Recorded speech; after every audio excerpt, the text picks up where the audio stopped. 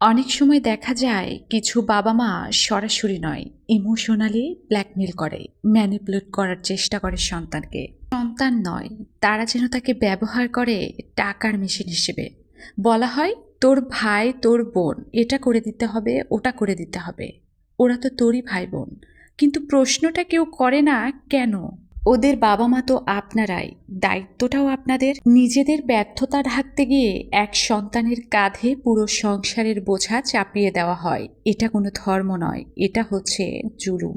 সে তো তার ভাই বোনের বাবা মা না, সে দায়িত্বে বাধ্য নয়। কথাটা শুনতে খারাপ লাগলেও এটাই সত্যি। ভালোবাসা এক জিনিস, বাধ্যবাধকতা আর শোষণ আরেক জিনিস। কোরআনেও বলা হয়েছে বাবা মার প্রতি শব্দ বলা যাবে না, কিন্তু কোরআন হাদিস এটাও বলে বাবা মাও মানুষ, তারাও ভুল করতে পারে। ইসলাম কখনো অন্যায়ের লাইসেন্স দেয়নি, সে অন্যায় বাবা মার হাত থেকেই হোক না কেন। ইতিহাসের সাহাবীদের ঘটনাও প্রমাণ করে হক আর বাতিলের জায়গায় রক্তের সম্পর্ক অন্ধ আনুগত্যের কারণ হয়নি। তবে হ্যাঁ, ইসলাম শিখিয়েছে ভদ্রভাবে, নম্রভাবে, সম্মানের সাথে বাবা মাকে তাদের ভুলটা বুঝিয়ে দিতে।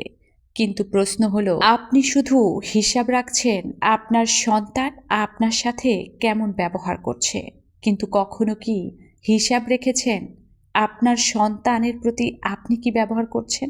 মনে রাখবেন, হিসাব শুধু সন্তানের একার হবে না, শেষ বিচারের দিনে আল্লাহ আপনাকেও প্রশ্ন করবেন। আমি যে আমানত দিয়েছিলাম, তুমি তার উপর কার প্রতি কতটা ন্যায় বিচার করেছিলে। সেদিন কোনো ইমোশনাল ব্ল্যাকমেল চলবে না, সেদিন শুধু সত্য আর হিসাব চলবে।